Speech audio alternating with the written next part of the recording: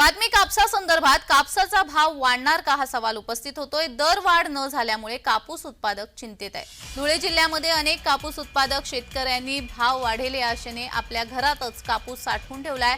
विधानसभा निवडणूक झाली, एक हाती भाजपाला सत्ता मिळाली, आता सरकार बसेल आणि कापसाच्या किमतीमध्ये वाढ होईल या अपेक्षेने शेतकऱ्यांनी घरातच कापूस साठवून ठेवलाय।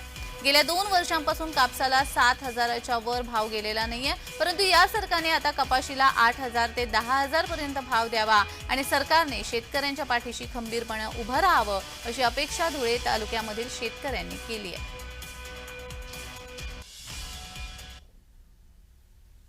आम्ही यावर्षी कापूस पेरलेला आहे आणि पाऊस चांगला झाल्यामुळे कापसाचं उत्पन्नही चांगलं आलेलं।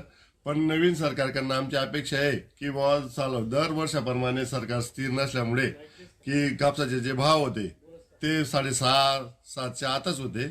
तर या वेळेस आमची अपेक्षा आहे की नवीन सरकारने शेतकऱ्याची काहीतरी दखल घ्यावी आणि कापसाला चांगल्या पद्धतीचा भाव द्यावा।